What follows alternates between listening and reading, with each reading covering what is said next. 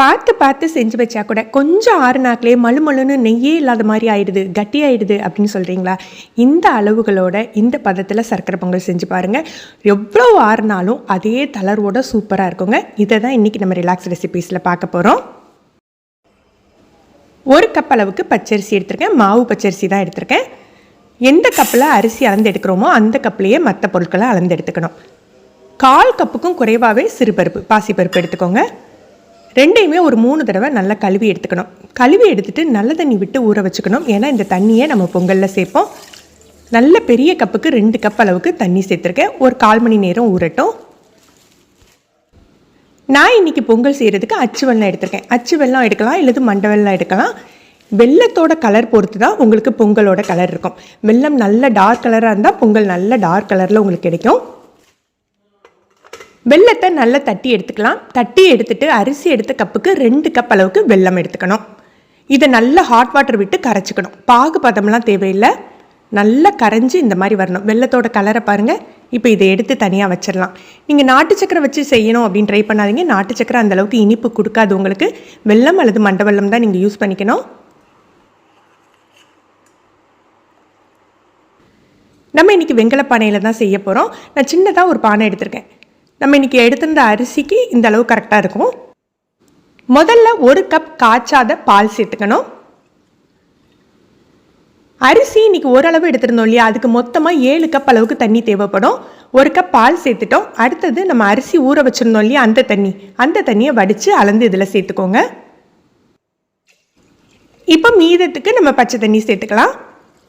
இதுவே நீங்கள் குக்கரில் செய்கிறதா இருந்தால் 1 கப் அரிசிக்கு ஒரு 4 கப் அளவுக்கு தண்ணி வச்சுருந்தாலே உங்களுக்கு நல்ல பதமாக வந்துடும்.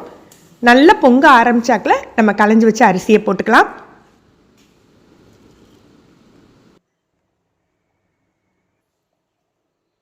பால் தண்ணியெலாம் கொதிக்கிற வரைக்கும் ஹை ஃப்ளேமில் வச்சுக்கோங்க. அதுக்கப்புறம் நம்ம அரிசி சேர்த்து கிளறி விட்டுட்டு தீயை குறைவாக வச்சுக்கலாம். நிதானமாக வேகட்டும். இந்த மாதிரி சின்ன பானையில் நம்ம செய்கிறதா இருந்தால் தண்ணி சில சமயம் பொங்கி பொங்கி வரும். அந்த மாதிரி சமயங்களில் ஒரு 1 கப்போ 2 கப்போ அந்த தண்ணியை கோரி வச்சுக்கோங்க. நம்ம அரிசி கொஞ்சம் பாதி வந்து தண்ணி கொஞ்சம் கட்டியாக ஆரம்பிக்கல, அதை திரும்ப சேர்த்துக்கலாம். நம்ம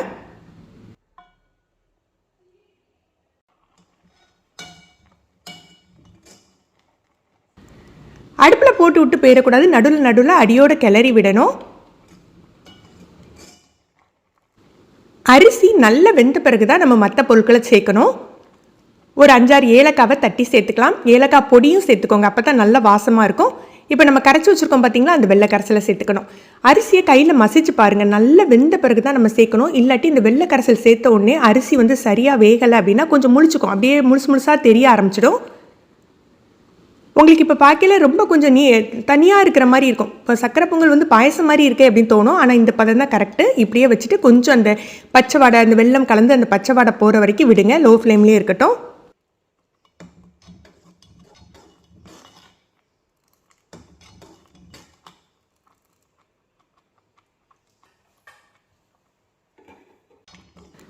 வெல்லம் சர்க்கரை பொங்கலுக்கு எப்படி முக்கியமோ அதே மாதிரி நெய் ரொம்ப முக்கியங்க. நல்ல வாசமான தரமான நெய்யாக யூஸ் பண்ணிக்கோங்க. ஒரு 1/4 கப் போல் நெய் முதல்ல சேர்த்துடலாம். நம்ம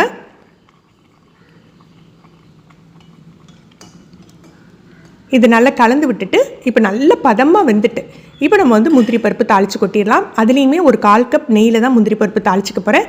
நெய் கொஞ்சம் தாராளமாக சேர்த்துக்கிட்டா தான் பொங்கல் உங்களுக்கு நல்லாயிருக்கும்.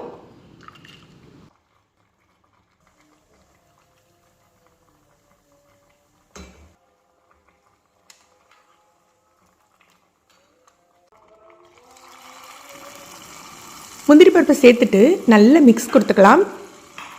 உங்களுக்கு கொஞ்சம் தளர்வாக இருக்க மாதிரி இருக்கும், ஆனால் இதுதான் பதம். அடுப்பை அணைச்சி வச்சுடுங்க. மூடி போடுறதா இருந்தால் ஃபுல்லாக மூடாதீங்க. ஒரு அரை மூடி இல்லது அந்த கண்தட்டு போட்டு மூடிக்கோங்க. ஏன்னா வேர்த்து வடியக்கூடாது. இந்த பதத்தில் நீங்கள் அணைச்சி வச்சாதான் உங்களுக்கு எவ்வளோ நேரம் ஆனாலுமே அதே தளர்வோட சூப்பராக இருக்குங்க.